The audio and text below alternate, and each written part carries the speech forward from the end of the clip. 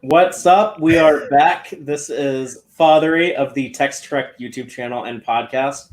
We are streaming live on the correct YouTube channel now. And we're here to talk about Star Trek Strange New Worlds. And I am joined by a rather fine crew of Star Trek enthusiasts. And today was a big day. We got some very exciting news, something that I think a lot of us have been waiting for a really long time. And we were all just talking about this for the last 20 minutes. So I don't know if we want to repeat everything we were saying, but yeah, basically today was the day that we got the big announcement from CBS that it is official. Anson Mount, Rebecca Romaine, Ethan Peck are all returning for Star Trek Strange New Worlds. And one thing we haven't brought up, though, that I think it might be fun if we just all go around and say was, what was your reaction today when you first saw this? Well, my first reaction is, oh, Fathery is going to be so happy. But accurate, yeah, and confirm, yes. The second or third reaction I had is that this must be some sort of record. Gene Roddenberry has been trying to get this show made for 56 years, and the pilot has finally been picked up. The Cage is finally going to series after 56 years. The show that that Roddenberry shopped to CBS, and they said no. CBS has changed their mind, and they're going to make it. I think that's why CBS waited so long to pull the trigger on this, because it basically means fully accepting that they goofed 56 years ago. I love that's that. Interesting. Yeah. Yeah. This is the Pike and Number One and Spock show. That's literally like what this is the Cage. Talk about a continuity bomb. That was like mind blown kind of. That's a really nice take on it. Very positive too. I'm excited. I'm very excited about the show. I always thought it looked like the Pike, the Cage looked like an interesting TV show. Now we'll get to see it. So yeah, roll on.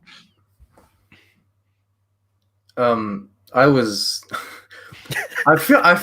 honestly feel like this show was already confirmed months ago, because we all follow Kowalski so closely, and I feel like he's been talking about it for the past year, which means like, it's confirmed. But I don't know. I wasn't one of the people that was fighting for this. I wasn't actively wanting a Pike show, because I felt like having Anson Mount be Pike in Discovery it was enough. It was like that was just what we needed to have us wanting more. And so when they announced this show, for some reason, something snapped in my mind, and I was like, I became immensely hyped. I was like, oh my God, I can't believe it. They actually did it. It was like I came true to myself. I admitted it to myself. Finally, I wanted this show, apparently. Wow. I'm so hyped. I don't know why. I think it's reading about how it might be episodic, and how I just love Anson Mount so much, and I think it's just everything coming together now. I'm like, this is it. This is amazing. So that was my reaction. It was kind of like a roller coaster of, I didn't want this. No, I do. I need it. So yeah. Yeah. Overall, this is a really smart decision. It's they're giving the fans what they've been asking for, and even people who don't like Discovery, who like hate watch it or watch it just because they're a fan, they just want to see where it's going. Even they like Anson Mount as Pike, and they say he's the best part of it, and he really is the highlight of season 2, and so is Ethan Peck as Spock. And you get those little moments with Number One, and we get to see some more of her in the short trek, and they're very interesting characters, and I think they're going to have a good kind of Spock, McCoy, Kirk kind of vibe between the trio, and I hope it does get back to that classical exploring new worlds every week. I don't mind if it's a bit serialized in some ways, but like I want it to be episodic, and I want it to be like Anson Mount said, it like a classic Trek show that's optimistic, that looks toward the future in an optimistic way. He said it's about the future, of course it is, but I think he means like we're going to bring back that optimistic view that Gene had originally and yeah, I think it's going to be good. But I'm a little worried for certain reasons. The people who are writing the pilot and stuff Yeah. like that. Well, I do want to ask everyone if you have any concerns. Wait, I didn't say what excited me Yeah. about hearing about the news. I don't Come on. understand. We're gonna get to that later. I'm not gonna forget you. Okay, fine. If you're I in wanted that to share slot my- down there at the bottom, Father, he doesn't see you. It's a blind spot. Wow. When I was okay, down there, great. he didn't see me either. Yeah, bottom right hand down.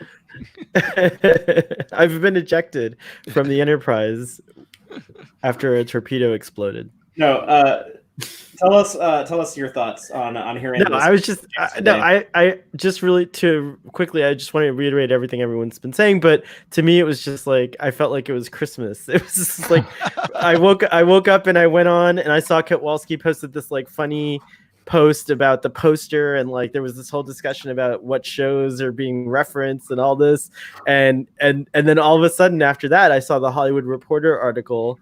And then after that, I saw the official Star Trek announcement. It was just like a insane kind of hype thing that was like wonderful. it was really cool. Yeah. Well, as for It was me, exciting. like when I first saw it, I was first of all like I really needed this good news because I've been having like a crazy time at work. This whole week has been jacked up, and especially like this morning. And I think everyone is feeling a little extra stress given the fact that there's a global pandemic currently. And that's not something I thought I would be saying like a year ago. But, Demonetized. I didn't say the C word. Oh, okay. But that news definitely like cheered me up. And this is gonna sound corny, but when a few minutes after that, I guess, when I saw like the actual announcement video with with Anson Mount and Ethan Peck and Rebecca Romaine all social distancing, they looked like they were recording this at home on their iPhones. But I couldn't watch that without crying. I was tearing up. I was so happy. They were saying all the right things. Anson Mount playing Captain Pike is possibly the best thing we've had in Star Trek in the last 20 years, in my opinion. I agree. I mean, like I really like seeing like Picard and Data again, and seeing those familiar faces return on Star Trek Picard. There's a lot of fun stuff that I enjoyed in the Kelvin movies and in Star Trek Discovery and Star Trek Enterprise. But really, I would have to go back to past 20 years ago to find something that I thought was just like, this is such a better contribution to the franchise than Anson Mount. Like maybe like he's probably like the best thing that's happened since like the Dominion movie. Or like 7 of 9 showing up on Voyager. It's a while since there's something this big. I totally agree with that. I think that I think Anson Mount just in general as a human is also awesome. So I'm really glad that he's Captain Pike. Yeah, and he seems like appreciative, like he's humbled, he's grateful. I've heard him say multiple times, and I heard him say this in person at Star Trek Las Vegas, that nothing he's ever done in his career has gotten this kind of reaction, this kind of love.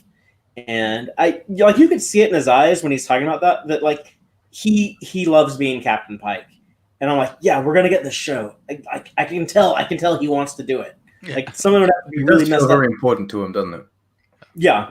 And I mean, like from now on, for the rest of our lives, Anson Mount is Captain Pike. Like that's who we're gonna connect him to. Like when he dies, it's gonna be like really sad, and all the newspapers are gonna have these obituaries, but they're all gonna have a picture of him in a gold uniform. And they're all going to say Captain Pike, actor Anson Mount. Like this is like a pinnacle thing. You're kind of almost cursing the guy by saying he'll never go on to do anything else better than this. But there is a which, I mean, is captaining the Enterprise, Brian. Well, as Star Trek fans, no, nothing is better than being captain of the Enterprise. But I don't know if all the other actors in the world feel the same way about this. There's a if you do Star Trek and you're successful at it, there is a kind of a curse that you're going to be associated with that for the rest of your life. And I think that like that's how good he already is from his like debut on Discovery. Is that like 100%? I am bought in that's Captain Pike. Yeah, and I want him. I want him to own that role and have that role. I think he deserves it. Yeah, I don't think he'll ever write a book saying I am not Pike. So. He does a great podcast called The Well, and I listen to it, and he does it with his friend Brandon Edgens. And if you listen, there's an episode with Ethan Peck, and Ethan Peck's really awesome and gracious, and like he's a big fan as well. And I think it seems like Rebecca Romaine's also a big fan. So the three of them are just like kind of like the most ideal candidates to play these roles in a sense, whether you agree that they look like them or not or whatever, like I think they're just like perfect for it. Yeah. I would ask, do you think it's just going to be, I mean, we've got 3 main characters cast. Do you think it's really going to stay primarily focused on them as the 3, or is Dr. Boyce and perhaps some other characters going to become major players once they're cast and written? Do you think it's going to be a big 3 show or a Pike show with his supporting cast, or is it going to be like the Next Generation with the whole ensemble? Yeah, I think it's going to be more. Go ahead. I think it'll be probably like a 7-person type crew after they cast everyone. It would be hard for anyone to be bigger than these big 3 because we've already gotten the opportunity to see them and get to know them a little bit. But it really is such a smart idea to make the show because you already know that these people can play these characters so well and you already know what works. But I think there's definitely stuff you could add on there. What were you going to say, PJ? I was going to say that I think when they cast Kevin Bacon as the Doctor, that he's going to be part of that. It's going to be like a foursome. They're going to be like they're going to focus on those 4 characters. But I think we're going to really get to know the bridge crew. And her name escapes me. Red shirt, things in her mouth. Nam, is that her name? Nan. Yeah. She's got to be on the Discovery. She went with the Discovery crew. I forgot about that. Oh no. That's a missed opportunity. Yeah. They can create new characters though. I don't think we're gonna get Jose Tyler back from the Cage because his name is too similar to Ash Tyler, and they'll probably not double down on the Tylers. I do have a question about Spock though. I know this is all about Pike and what have you, but this is going to be the second show where we have Spock as a main character. And I know Worf.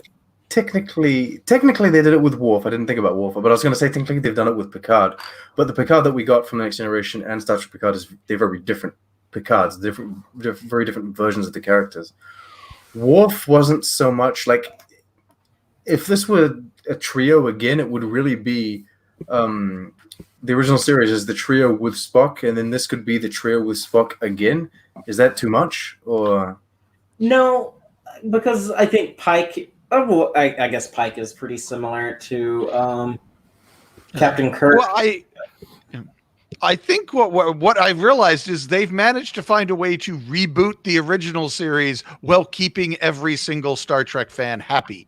We have Pike is not 180 degrees away from Kirk. Spock is obviously Spock. And they have a Boyce if they want to use him. Who's not going to be 180 degrees away from McCoy. So they've kind of managed 6 degrees from Kevin Bacon. Yeah, well, yes, but they have unintentionally or they've stumbled across a way to reboot the original series without getting all of the fans horrified and upset that they rebooted the continuity. And I think I 100% agree with that. That's cool. I don't know if they're going to push that. They don't necessarily have to make it the Kirk Spock Boyce, Pike Spock Boyce show. They could be a lot more ensemble, and they could make number 1 will probably play a lot bigger of a role. I do think it's going to be interesting juggling number 1 and Spock, which so far in the short treks they have done an excellent job of. But I think. The idea, I always wanted to see more of Tuvok and 7 of 9 interacting, the 2 intellectuals surrounded by all these silly humans. And I think we could get a lot of fun with good writing. You could get a whole lot of fun out of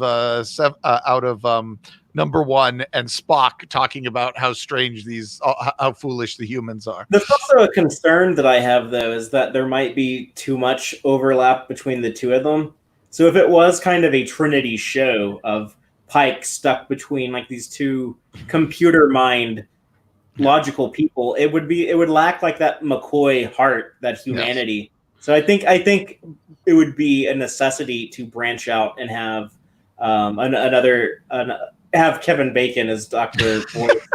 I think they're going to lean heavily on all the tropes that they know work. I mean, we have like 50 years of Star Trek to know like what hits audiences and what doesn't. And I think you're absolutely right that like it could go eventually it'll be a ensemble of 7 people, and I think that's always the magical number that we come to with Star Trek.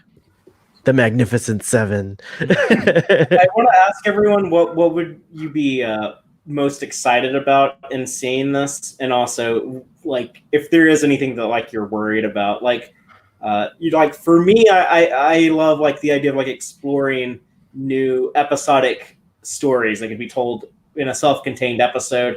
I think Star Trek's always done that extremely well, and seeing like adventure of the week type stuff, and also like using stuff that we know existed in Star Trek at this time. Maybe like the Tholians show up, or we go to the Cloud Miner planet. There's a lot of cool lore there to explore.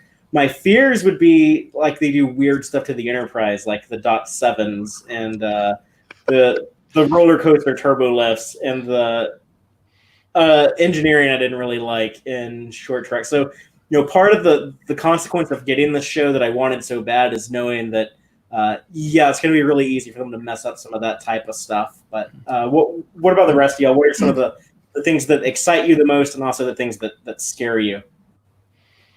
What excites me the most is that, like what Ensign Mount said in that little video of them all announcing the show, It made me cry. It's going to be classic. Optimistic. Those 2 words alone are just enough to make me optimistic about the approach the show is going to take, and I hope it's episodic. And I don't care if there's like a little bit of serialization, but just every week is a strange new world.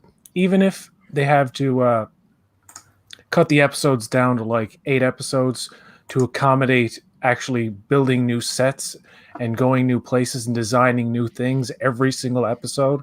I think if they went through that effort, it would be very cool, because it would be a way of paying tribute to the original series, but really updating with all the effects and a prop design and the detail in that we have now. My biggest fear is that it's going to be stupid, and it's going to have a stupid storyline, that it's going to be serialized. That's what I don't want. I don't want there to be this grand story that we're going to have to wait until the end to find out what the stupid thing in the sky that's going to sky beam stupid stuff. Anyway, I don't want to get into my thoughts on Star Trek Picard. But anyway, I don't want it to go down the route of Discovery and Picard where it spreads itself too thin, and it doesn't really have an episodic focus. Like, you can't watch. There are some episodes of Discovery you can certainly watch. For example, the second episode of the second season is very reminiscent of the original series of Next Generation, and it's that type of vibe I want in the show. And I'm just afraid they might cuss too much, and the language might be too modern, and I just want there to be more logic and more thought into the science. I understand that the science is not going to be like, real, but I'm going to use the word verisimilitude. Previous Trek shows lack verisimilitude. They don't seem very real. The worlds that they're in look very shiny and new, and lots of lens flares and pretty special effects. But quite frankly, like the models in the old shows and the old movies look way more real for some reason, and they can't really duplicate that digitally yet. There's a shot in a Short Trek, that Pike Short Trek where he's putting that girl through the simulation. Yeah, there's a really cool shot of the Enterprise there, and it looks very good. But then other times you see it I don't know. I'm rambling on about everything. Well, no, but you said something that triggered some thoughts about the Mandalorian in me. I think it's possible now that we've seen that the Mandalorian has used like practical effects with CG to enhance them and like things like And they that. look It's good. very and they look good. It's very possible that this show may go that route, and it will have that. I can't say the word that you just the verisimilitude. What is look? I don't know. I have to look. This is the first time I've ever had to look something up in the dictionary. So that's very cool. Verisimilitude. yeah. Very similar. Sense of reality in a work of fiction, I guess. I do think I do think there's opportunities like that, especially now they have kind of like a who knows how long on ramp to plan the series, because we don't know when. You know what I mean? Like most of these series seem to like have like such a short ramp from like planning to execution. COVID-19. I'm sorry if that does something. I forgot someone made a joke earlier. But, okay, but it's created this like time period of planning that I think we don't know when they're going to be able to like start acting together and things like that and producing a they show. get more time to like polish scripts and stuff like that, and watch shows like this and go, yeah, that PJ kid, he's got it going on. I'm pretty sure he's subscribed to Tex-Trek. And Who's so it? Alex Kurtzman. Yes. No. Yeah, so Alex, if you're listening, Well, as I was saying in the other timeline, they can start writing this immediately. They already know 3 of the leads exactly how they're going to play their parts and what kind of people they are. And they have a pretty good idea just by watching The Cage what the other characters on the ship could be like. And even without having cast a Boyce or those other Jose Tylers or whatever, they can still, dive into starting to rough out some scripts and stuff without waiting for all of that other stuff, all those other pieces to come into place. So I guess as far as what I'm most excited about, I kind of just want to see Pike as the classic stoic hero, who doesn't change.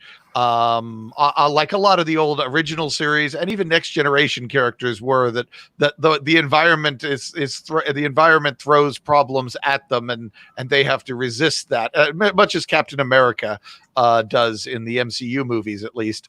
And Superman is known for being a stoic character as well. Captain Pike Civil War. Yeah, I'm really, exactly. I really am looking forward. We haven't had much in the way of stoic Star Trek characters really since the Next Generation ended. The DS9 characters were constantly in a state of evolution. The Voyager characters couldn't really make up their mind whether they were stoic or not. The Enterprise characters seem to be evolving more or less. And certainly they want to, anyone they focus any time on in Discovery or Picard gets an arc. They are not the same person at the end of the season that they were at the beginning. Whereas certainly Pike is cast in that kind of old school heroic mode, like Kirk and a lot of, and in Picard, even in the Next Generation, these are characters who have found themselves and they have their center and the waves will beat against them, but they will persevere.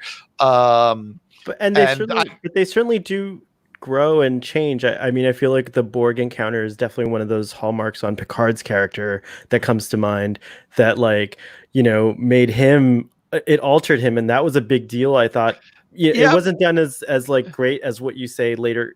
I get what you're saying. I'm not arguing with you, but I do think that there were attempts with Picard to change his character, and he then, of course, in the films, he certainly does have that change, and I think that Kirk kind of works the same way. Like there's definitely an original series Kirk, and then there's a film Kirk, and Star Trek 6 kind of like does the same thing. So I do agree they're more stoic than the others. I'm gonna have to leave you guys. I'm sorry, I'm leaving early, but I will just have a final comment and bounce off what you're saying. Captain America in the MCU is my favorite character, and he because I love Chris Evans as well. But I mean, Captain America is, as you say, one of those stoic heroes, and he's one of the people that I look up to, because he doesn't like. It's not that I don't like drama, or I don't like troubled characters, or I don't like seeing the struggle, but I very much appreciate seeing characters that they know what they're doing, and they're good. They're inherently good, and Captain America is that character, and I think that Captain Pike in this new Strange New Worlds show can be that character Captain for Star Federation. Trek. Captain Federation. Yes. Can be that character for us. Like, I get where you're coming from. Like, my favorite fictional character of all time is Superman, who's kind of the DC version of Captain America in a lot of ways. But you don't like seeing him bad. You're fine with having the boys, which kind of gives you a different version of Superman that does him. Yeah, bad. but like, it's okay. It's okay to have like a good guy, have like a hero who has his shit figured out. Yeah, and I like that. It's inspiring. There's nothing wrong with that. Like, It's like I don't have my shit figured out, and I would like to. I would like to be Captain America. I would like to be Captain Pike. Yeah. Anyway, that's it for me, guys. I'm so sorry I gotta leave, but thank you for joining. Yes. all Thanks. right. See you guys. Bye, Sean. Yeah. So now we can realign. See, now we all have our own. Hello. We've achieved balance. I'm in the Gamma quadrant, and Brian is in the Delta quadrant. So I was in the Beta quadrant, and PJ's in the Alpha quadrant. How come I get stuck in the Delta quadrant? Because hate Star Trek. Wait. Yeah, poetic irony. I was. Go ahead. I guess that's the thing I'm looking forward to. What I would kind of like to see out of the show, out of the Strange New Worlds, would be a bit more of an adherence to the old naval traditions, which is something you see a bit in the original series and in the Star Trek movies that Michael Myers is Nicholas Myers, not Michael Myers. Nicholas Myers is involved in. Has I think a little bit of that naval terminology and procedure and policy goes a long ways to, I think, making this feel like a classic Star Trek, and I think that it could fit very well with this show. I guess that's what I'd like to see. What I'd be afraid of, what I'd want to avoid, is I wouldn't want them to get too interested in just homaging the original series and just homaging past Star Trek and not giving us new worlds and new civilizations and new stuff. I'd want them to break new ground. I kind of felt like Picard, I love Picard, but that show had a whole lot of fan service, and I would kind of like to maybe less fan service in Pike. Well, it's also a little bit more worrisome when you're doing a prequel, because there is a habit to show, hey, everybody knew each other before we saw them together, and they will hopefully steer away from some of these other properties that have done prequel material and have done it wrong, or have done that type of stuff a bit too much. Brian, what was the quote you showed me earlier from I believe you said it was from a Doctor Who novelist about... Yes, I've got it here, actually. The Doctor Who novelist Lance Parkin, who's written some wonderful Doctor Who novels, said, please, please, please don't just be Star Trek Gotham, where the familiar crew are gradually introduced. The surviving actors play their characters' parents or grandparents, and every single data point on the Wikipedia is shown, not told. Please, please don't be a safe space for bigots who don't like Discovery because it's black and female and queer and written and edited like it's a modern TV show. Make this the weirdest one. Make this the least safe one. Please. Star Trek could be a vibrant 21st century storytelling engine. That's what Discovery and Picard are promising and occasionally reaching. If all Star Trek is now hymns to the 1960s show, then hand each Trek fan a Blu-ray box set of the original series, a hanky, and a cyanide capsule. I was like, wow, I really can't disagree with that, but wow. Yeah, no, he definitely has a point. Yeah, I don't want to see Star Trek Gotham. I don't want to be like, oh, look, here is Sulu's older brother, and here is teenage Scotty, and here is Spock and Pike, and like they're all together talking about, they're going to build this U.S.S. Excelsior someday. Have you heard about that? And Scotty's like, yeah, it's going to be full of shit, I think. But like, give us new stuff. I want to see strange new worlds on Star Trek Strange. I think we're going to get that. And I think I'm one of the, I like that statement. You read it like 100%, speaks to my, core in many ways. But I do think there's room for everything. Like, I do think we can have a little Gotham sprinkled in. And I don't think it has to be like such an extreme I don't think it has to be such an extreme like one in one direction, but I do think it should lean heavy in that direction of being just like the breakthrough, groundbreaking sort of Star Trek. So I agree, and truly, like we were talking earlier about like excitement and then fears. Like I just inherently hate prequels. Like I hated Enterprise when it came out. I was like super against Discovery. Like I hated like the whole idea of, there's always initially there's this just like, my brain, the way it works, like there's just a logic problem that's too much. Like I start to my circuits start to blow or whatever. But for me, the show I really want is a show set on the next Enterprise with the next crew of the Enterprise. Like that would be an amazing thing to see in my life. But I got that, I had the original series, I had the Next Generation. It's okay, and that's okay. Like if it doesn't come till after my lifetime, it's cool. But this fits, like it puts a nice little kind of needed, like desired thing as far as prequels go. Pike was always such a powerful character, and because of the cage, and also just he's legendary in so many other ways, that I think that like that's the thing that's going to make this series like distinguished among other ones that have been coming out, especially prequels. So it's the one prequel I actually have an exception to, and I'm really hype about it and excited for. I don't like the fact that Pike. I don't like the fact that Pike knows his future. I really hate that aspect of Discovery. No, I can defend that. Okay. Because I like that this guy knows that like his days are numbered, and he's going to face this horrific fate. But he's going to do it because he knows that he's got to save those lives, those cadets. And because he goes through with it, though, there's such a big payoff at the end. And this is what I love. This is what I think is like so Star Trek about it, is that he does the right thing, and then he has like this horrific, terrible fate where he's confined to this wheelchair and has this weird paralysis where he can only speak in binary. But Spock comes and saves him by taking him back to Talos 4, where he can live a fantasy life, doing whatever he can imagine, and having sex with Susan Oliver, and it's among other things, riding horses. But yeah. but finally, like essentially like a sci-fi version of heaven.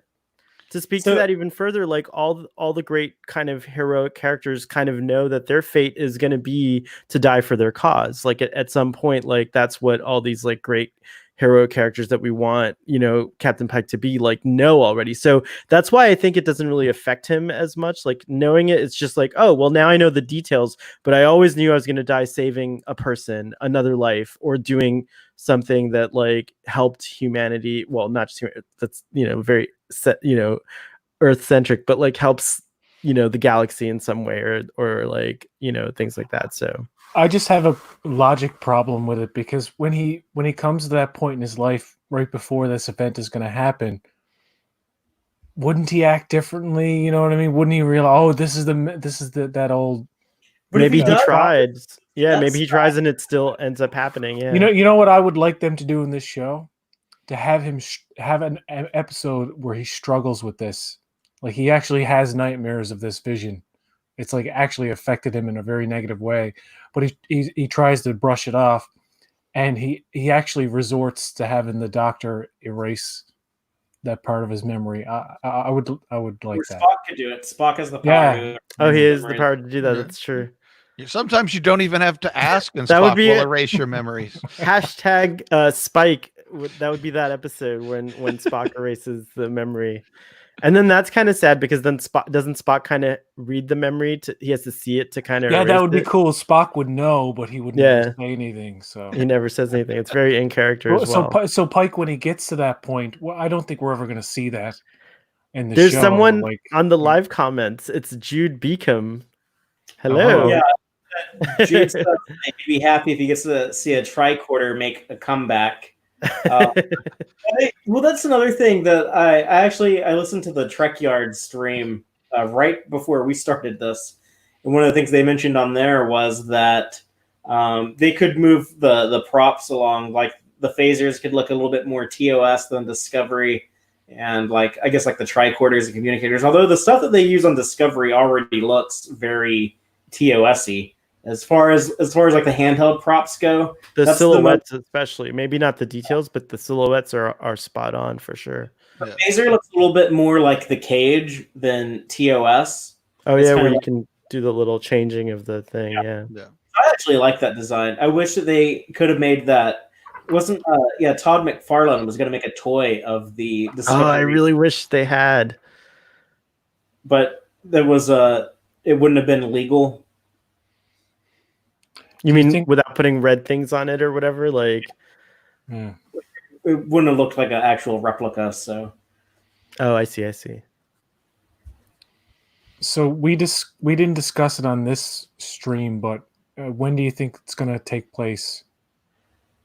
So my thinking on that would be it couldn't be any later than 2259. It would either be 58 or 59. I think 59 gives you like a little bit of distance after Discovery season 2, but you want to be able to fit in 7 seasons. You know, you do season 1 and 59, season 2 and 60, season 7 and 65. End the show with Pike leaving the Enterprise and Kirk getting command, because we know from canon that Kirk takes command in 2265.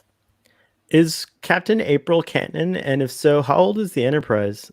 The Enterprise would have been launched in 45. So around the time of this show, it's like 13, 14 years old. And wow. Robert April is canon. That's right. He appears on Discovery as one of the greatest captains. That's right. Yeah, he was introduced in the animated series. And Oh, I think we may see him in the first season of A Strange New Worlds. It would You be think cool. so? Maybe. They should do it. Who should play him? They should. Lance Parkin does not approve of this statement. He's supposed to look like Gene Roddenberry. Brad Yeah, he's Pitt. supposed to look like. Oh, Brad Pitt and Kevin Bacon. Get Brad Pitt, Kevin Bacon, man, get all of them in there. I like it. I really like that. I can't disagree with that casting. Have an Elorian like Whoopi Goldberg's character, Guinan in TNG. We could just have Guinan. You know, You just could have actually Whoopi just have Goldberg Guinan play as well. Guinan. You can also have Dax. Dax is around is I would one of love Dax's incarnations. All these cool things that I was hoping that they might do in Discovery, and then they didn't do them. And I was actually like, I was a little frustrated when Discovery just bounced out of the 23rd century. It bounced. It's like deuces. Again, because maybe A Strange New Worlds can, like, I thought it would be cool to see like the Dax symbiote.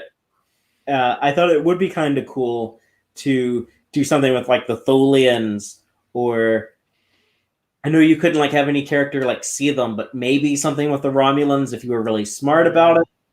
Or just, you know, different. Let's go to Teller Prime. My good friend Dr. Trek, Larry Nemechek, is a major Tellarite enthusiast, and he talks about all the time how we've seen all the Federation founding worlds except for Teller Prime.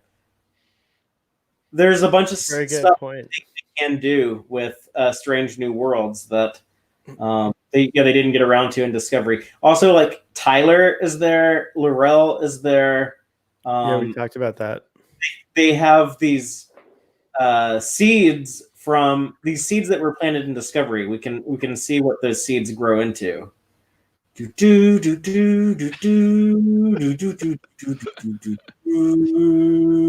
And yes, we could have D7s. Yeah, well, they'll definitely use those D7s if we like. They did such a fan servicey thing with like drawing so much attention to those in season 2 of Discovery that if Klingons appear in Strange New Worlds, we will see a fleet of D7s. If they have an excuse to use the CGI models, they will act on that. Whoa! We just saw an abominable. Oh, sorry, there are 7 too many cats. sips. 7 cats inside this house. That was and, a Cation. yes, 7 Cations in this house, and they kind of do as they please. So I have a question about the Enterprise. Like, is it going to look different? Do you think that will they like? Do you hope? Rather, I should say, not do you think? What do you hope for the Enterprise? Tweak it. I kind of like the aesthetics that they have on the Enterprise. It is really weird to picture how that turns into the original series, as far as how it goes from the original series look to this, and then back to the original series look. And John Eves, the ship designer, John Eves, bless his heart, he always tries to like give canonical explanations to explain these weird variations, and he said, "Oh, they just retrofitted it for the Klingon War that it didn't even fight in." Yeah. But eventually gets unretrofitted. As far as the actual aesthetic goes, I do like the look that they've created. I do like the exterior look. I kind of wish they would tweak like the paint color, make it like a little bit of that lighter color, like the original series Connie. And I wouldn't mind if, like, over the course of the show, I think it would actually be a cool idea if you slowly make things look a little bit more TOS. You like wreck the ship at the end, do some big like climactic ending, and like, okay, we got to go into dry dock and like smoother hulls deflect better or something. Like, I don't know. It could just be like less Aztecing for some reason. They like decide to do it. Well, this ship is much bigger anyway. It's not going to evolve into the smaller original series ship. I mean, this is the rebooted universe. Story-wise, it's Prime, but visually, it's all different. But in an odd way, to me, I don't know if this is out of left field, but to me, the Enterprise connects more to the NX-01 than it does to the TOS Enterprise. Like, to me, the Discovery era Enterprise looks like a continuation of the NX-01. I mean, they have like that style, that CG style. Like, I don't know how to describe it otherwise. Yeah, if you see at the end of this series, like it being handed off to Kirk, it's going to be that same size kind of bridge. It may look different or may look more like TOS, but they're going to keep that size difference. They're not going to try to sync up with, I mean, the technically smaller ship in the original series. Obviously, us uber nerds, we have some idea of the size, the somewhat size difference, which I think you might be exaggerating a little bit, but I think to the average viewer, it's just the shape that matters. It's not terribly obvious to your average viewer that there's a huge size difference. I mean, I still watch the Kelvin universe and just headcanon that ship is not as big as they occasionally imply it is. I just refuse to accept it. I deny this reality. Oh no, wait, that's Doctor Who. So, yes. And replace it with my own. Yes, I don't mind the shape of the ship. I just the size. But again, I don't know if that will be a huge issue. I do think, you would really have to trash the ship and then just rebuild it, I guess, to look like it does in TOS. Is if you were going to try to connect those dots. I mean, they've had some size and consistencies with ships before. Like Defiant in Deep Space Nine is notorious. The Bird of Prey. Oh yeah, and the Bird of Prey. The Bird of Prey is the worst. And all of Star Trek, the Bird of Prey is the most inconsistent. Not only does it have a cloaking device, but it can also size. It can also like shift its size up or down massively. I think it just goes to show. I think it just goes to show that, like, I think that it begs the question, like, do those things have those things ever mattered in Star Trek? I mean, like, is that something that, like, it just begs that question. I'm not saying I have the answer, PJ. I'm just saying it begs the question: have those things ever really even mattered? Because it seems like there are inconsistencies, and I think that continuity bomb makes the best sense. Like, when Section 31 detonates that, it'll explain all of these, like, in all reality, if the show is like really good, and I mean like really good, not just okay, and it's like Emmy Award nominated, people like actually talk about it who've never seen Star Trek before, which hasn't really happened with Discovery and Picard. It's drawn in a few new fans, but like I mean, like as big as BSG was. Because like back in the day when BSG was like in its prime, like it was like Lost in BSG and I guess something else. It was like one of like those top 3 or 4 shows that everyone was like what Game of Thrones was for the last decade. Like Yeah. BSG used to operate on that level. So if we could have like Yeah. a Star Trek show that, I don't know if Star Trek actually has that broad of appeal, and I don't say that as like a negative thing, but I yeah, think back during the time of the height of the Berman era, it was that big. I would say, when they had the Next Generation wrapping up, and Voyager was getting ready to launch, and DS9 was running, and they were prepping Generations, and Kirk and Picard were on the cover of Time magazine. It was pretty crazy then. So.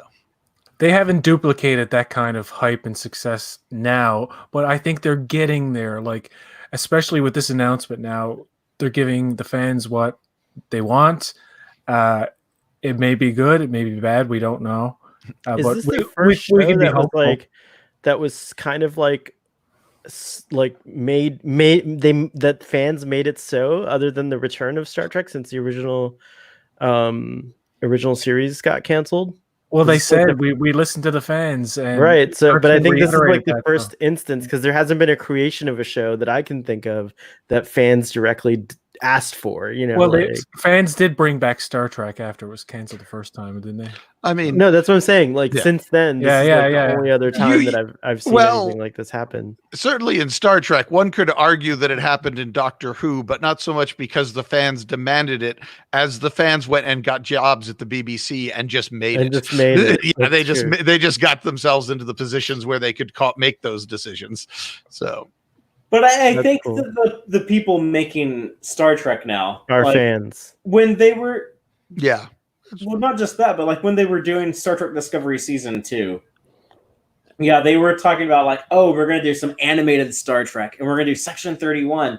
They clearly wanted to make other shows, and I think they must have realized, unless they're just totally dumb, there's no way they didn't notice, like, yeah, this guy, Anson Mount, holy hell, this first episode we shoot with him when he just like comes onto the bridge just with like such a breath of fresh air and such an energy. I mean, like this guy is like stealing the spotlight of the entire show. He's so good. I think they must have known at some point during season 2 of Discovery that like this guy could carry a show and people would eat it up. And I think that is probably why when they got to shooting the finale, when they show us the Enterprise, they're probably like, let's kind of backdoor pilot this. Let's build a bridge set. Let's show what it would be like if this was an actual show. Anson Mount did carry a show, and he carried it very well, called Hell on Wheels. I don't know if anybody's... And it's one of these shows that starts off kind of formulaic, old-style Western action revenge plot, but it evolves into a very complex, emotional show, and he has an acting range. There's moments where he has emotional breakdowns, and it's like kind of hard to watch because he's so good. And he carried... I'm not saying the other characters and the other actors in the show were crap or anything, but he really kind of did have to carry that show on his shoulders. It also had Colmini. Colomini, yeah. That's awesome. And the fact that he already has his bearings in actually starring in a TV show for a number of seasons and doing a very good job. And there's also the star of the Inhumans, but we don't have to talk about that. Yeah, he was also in the Britney Spears movie. What was that called? Didn't he date? He actually dated Britney Spears, if I'm not wrong. He's older than her dad. Don't tell me he dated her. I'm just kidding. I don't know if that's true. He might have. he's like 7 years older than her or something like that. Yeah. Did you say 7? 7, yeah. She's like, isn't Britney Spears like 38, 39, and he's like 40 something? I thought he was like 50. Oh, he's 50 now? Oh, geez. Well, he has getting gray, man. I'll look it up. That video of him today, he looked just like Santa Claus. Anson Mount? Yeah, he grew a quarantine beard. He's 47. Okay. Oh, he's 47! Yes! That is awesome. That is awesome. I thought he was a little old. Well, he plays everything as like such like a maturity, and he's kind of paternal. Do you think they're going to keep that gray hair for the show? I mean, it's a good look. look. It is a good look, but it has to devolve, right? Or you can't dye your hair, whatever. Because if it takes place post-Discovery, then it's okay if he uses his natural... Because before he was on Discovery, his hair was dark. And then while he was on Discovery, he got grayer and grayer. And now he's like a ghost. But it's a good look. He's I mean, turning I wouldn't mind he's if they turning kept into that for the like show. Zeus is basically what's Zeus, yeah. happening. Is Yeah. like he looks like Zeus. He's turning into Pike the White. Star Trek fandom, I come back to you now at the turn of the tide. I mean, like these are dark times, and that's something they brought up in that announcement video. That Anson Mount said it felt so good, to bring in this good news now when so much of the world is hurting. I was having a sick day. I was feeling under the weather today. There's a lot of rain today. My allergies were acting up, and so this like totally it's amazing how I was like, wow, now I'm okay. It's amazing what good feelings can do for your immune system. I mean, like it's so played out to bring up, but like, yes, everyone hates 2020. Yes, this is like the worst year of everyone's life. I mean, like, I've had, like, my dog died, my girlfriend lost her job. Like, even like if it wasn't for this pandemic, I had like my aunt died of COVID-19, which is terrible. I'm so sorry to hear that. Thank you. This year has been very rough. And it was a year I was looking forward to because I thought like, oh, we're going to get 3 Star Trek shows in 2020 and the 20s are going to be awesome. And I just had like my heart broken when 2020 actually got here. But like knowing this, it gives me hope for 2021 or 2022 or whenever. Like things will get better. I still think Picard absolutely delivered. Me too. You can watch Starfleet Boy. It's all 10s from me on. You can watch Starfleet Boy if you want to see Picard get praised, and you can watch Boat Wreck if you want to see Picard get wrecked. I gave up on reviewing it because I was just like, I'm only gonna say negative things, and I didn't want to be too negative. I think it was great. I loved the counterpoint. It really balanced me out, PJ. But then I got on Sean's Trek chat and I got really frustrated and I called Michael Chabon a druggie. And I meant to say pot smoking. I meant to say pot smoking hippie, but I said druggy hippie. But I don't hate Michael Chabon. I think I don't think he did a very good job show running that. Oh, very, very boring, sleepy show. That makes me fall asleep for a lot of the things I liked, but I like Discovery more than Picard. I'm actually really looking forward to season 3 of Discovery and see what they do with. I'm looking forward to it too. Actually, Discovery grew on me in season 2. That going back to Captain Pike and Anson Mount, but season 2 is what really it was a huge shift in my attitude towards Star Trek Discovery, and I really love Sonequa Martin Green. It wasn't the lead not carrying it. I just think that in an alternate universe, there was never Star Trek Discovery. It was always Star Trek Pike, and Burnham served on the ship, and she had to go up the ranks, and we saw her character develop, and that would have been a really cool concept too. Because I love Burnham, I would love to pluck her out and put her in a show that I love completely. And I think that's among others, Saru's cool. There's a lot of cool things about Star Trek Discovery, and I think season 2 with Captain Pike just it was a mind shift for me. I was able to just put aside all my creative differences, if you will, with the show and really get into it. Like what you were saying, PJ, for the story is really good. I'm not saying season 2 is perfect, but it's a lot better than I was into it a lot more than season 1 of Discovery. So I am also excited about season 3 of Star Trek Discovery. I want to see what they come up with. Well, the ending of Discovery season 2, just to turn it back to Strange New Worlds a little bit, but the ending of the second season did kind of frustrate me after I was really enjoying the season, and I really liked Pike, and I really liked the way that they were handling some of the use of their 23rd century a little bit better. And when they abandoned that time period to just go off into the future, and they pretty much admitted it'll be easier for our writers and stuff. That kind of frustrated. I was like, no, I just wanted you to do things better. I didn't want you to go to this future that I don't care about, that I don't, because I really don't care what's going on 1,000 years later. Maybe this next season will make me care. But now that I am getting that time period continued, now that I know that I can get more of that version of Sarek and Amanda. Now that I know that I can get more of seeing those Klingon D7s. Now that I know I can get more of Ray Wilson's Harry Mudd. through Strange New Worlds.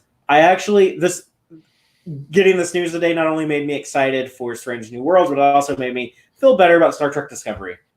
Very cool. Well, I like season 1 of Discovery. I like season 2 of Discovery, and I've been pumped ever since it happened at the end of season 2 to see what's going to happen in season 3. I'm really interested in where they're going to go and what they're going to do in that new era. And I'm in some ways that's my most excited thing that I'm looking forward to in Star Trek at this point is season 3 of Discovery, because I really want to know what they're going to do there. Yeah, I like that Discovery went into the future because I didn't think the writers could handle the canon. Fair enough. I think they sort of agree with you. But I do agree with Father. This is kind of cool to see that timeline continued and to see if they resolve some of the canon issues, which won't really matter if the show is really good. Nobody's going to be thinking or complaining about canon at all if it's fantastic. It's just when the show is okay or subpar that people just start really nitpicking it to death. Yeah. But I made this argument before, like, I like radio dramas, and if you just kind of close your eyes and ignore all the things that are happening on screen, like, I think the writers did do a good job. I think where the show failed was definitely in the production design department, and maybe the writers should have spoken up more. I don't know how much writers have a say in things, but like, just like on paper, the show kind of does, it bends continuity, but it doesn't break it really as far as like what happened, right? Like events.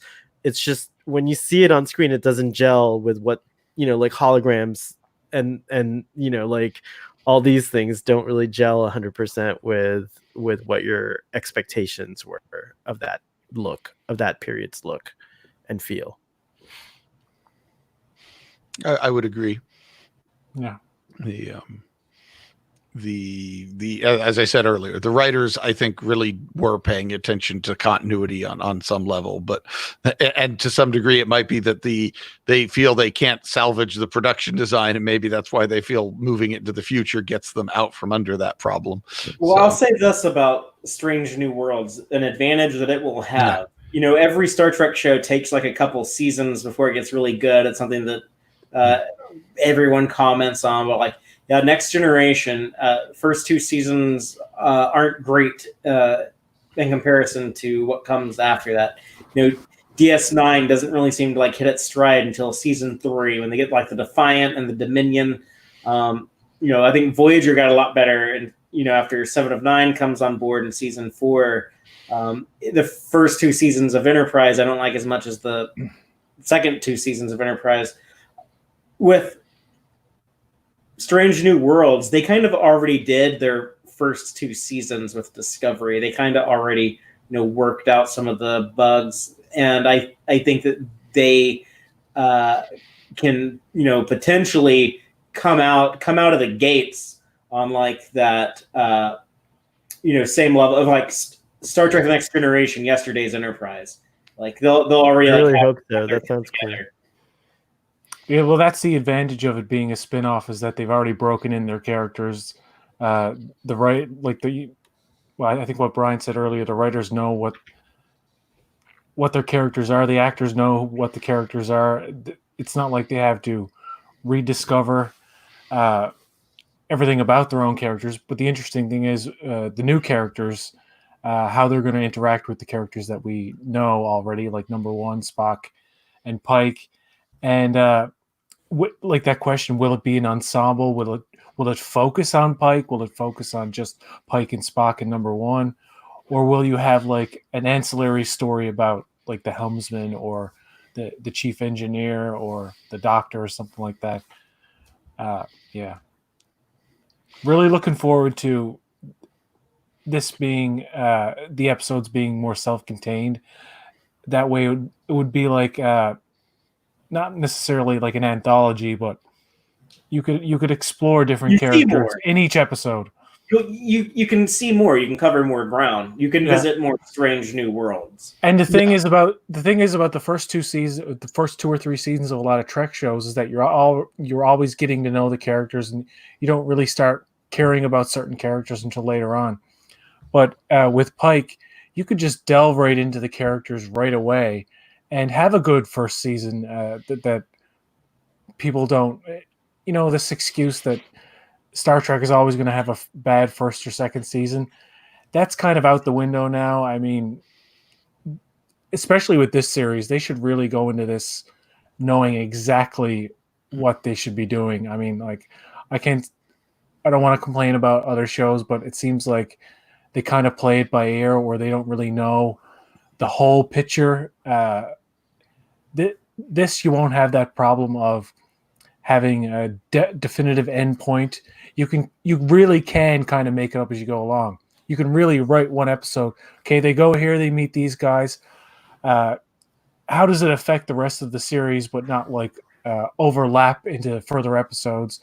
That you could have them go back to a planet that they went to in the first few episodes, have it be connected that way, but have it be just like an episode. I mean, I'm serious when I say I'm craving the formulaic Star Trek, the old school formulaic. You don't really have to think too hard about it.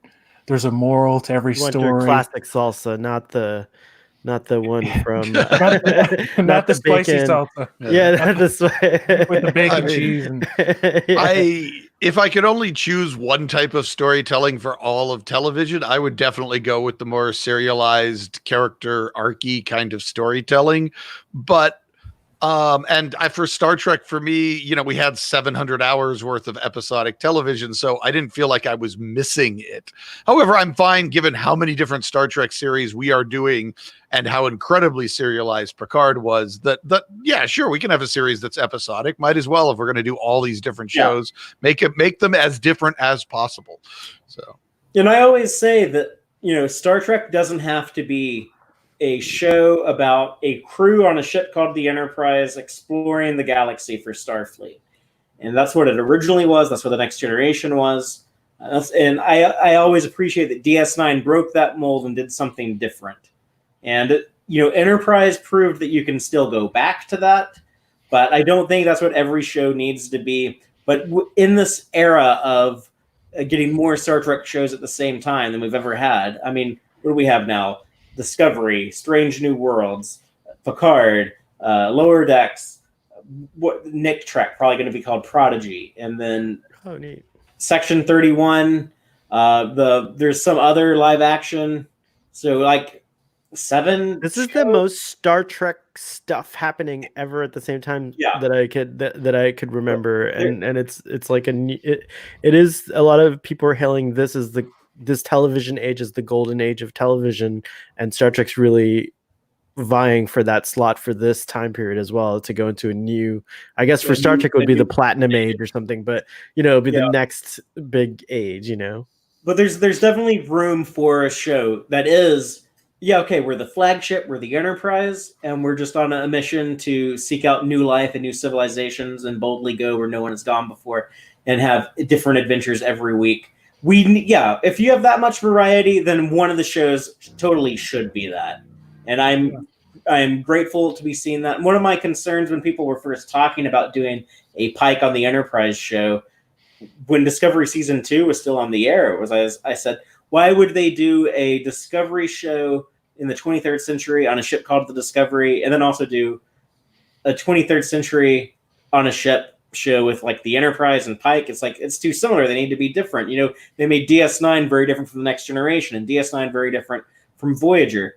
And if you're going to have all these different shows, each one should have its own identity. And I'll give them credit. I think all these different concepts that they've talked about, from Picard to Discovery to Lower Decks to Section 31 to Strange New Worlds, they are all very different. And Star Trek should always be kind of an infinite diversity and infinite combinations type thing. And oh my goodness, Larry Nemeczek is here. Hi, Larry. So that is that's thrilling to see Larry checking us out. But I was actually cool. Yeah, I was actually going to ask you if you had any final thoughts to wrap up with. I just think. Go ahead. Sorry. Well, I'll go first. You should go last. No, I'm just kidding. I'm not saying what order you should go. No, I just wanted to say that like this is exactly what makes me so happy is like us getting together and talking about it. And like this is kind of like the thing that, you know, especially now it's cool. Like I can't go see people in real life, so I get to see them virtually through these view screens, which is really awesome. But no, I think as a closing thought for me, I'm just like really grateful to be part of this group of people to experience things like this announcement day, and I think it's going to be an exciting time whenever this show comes to bear. Yeah, I hope in 2 or 3 years we can come back and like review the first season of Strange New Worlds and talk about how much it sucked. No. And how season 3 is so much better. No, I think out of all the shows they've announced, like I was really happy about Picard when they first announced it. I was really giddy. I'm cautiously optimistic about this, but I'm still really excited. And it's the kind of news that really does put me in a good mood. And I just don't want them to mess it up. That's all. Yeah. I'm definitely looking forward to it. It sounds fun. Anson Mount seems to have his head on his shoulders about what is and is not Star Trek, and will slap the writers around if they mess it up. So I feel confident that there'll be at least a watchable, satisfactory show, and maybe even a hopefully a brilliant show that surpasses my expectations and hopes, and shows me the Star Trek I didn't know I needed. So which is I think a phrase that Dave has used. But so yeah, and I've been really glad to be invited here among all you professional podcasty type people, and it's been really fun to hang out with you guys and talk Trek and be passionate about the things we love. Yeah, and it was a lot of fun, like today, just getting to spend the day kind of in celebration. I think a lot of people in the world needed a pick me up, and so it's nice to have something to look forward to. And in addition to that, I do want to close out by sharing some good news with everyone. I mentioned earlier how the delay on Discovery Season 3 is because Jeff Russo cannot conduct the score for the third season. And I'm looking at an article right now at trekmovie.com. Jeff Russo confirms remote recording on Star Trek Discovery Season 3 score has begun. So I guess they're recording all of the musicians separately and can mix it together. So of course they can do that. That's amazing. Yeah. That's so cool. It's probably like a pain in the ass for the people doing it, but and Mike McMahon just earlier this week confirmed we will get Lower Decks by the end of the year. So 2020, Awesome. Whatever you say about it, at least murder hornets and pandemic and what have you. It will be the first year we get 3 Star Trek shows in a single year. So, yeah. All right. I don't know if the cost is worth it, but awesome. but yeah. So let's just go ahead and close out on a good high note like that. But yeah, thank you everyone for coming in and talking Trek with me, and everyone watching us. And until next time, live long and prosper, y'all.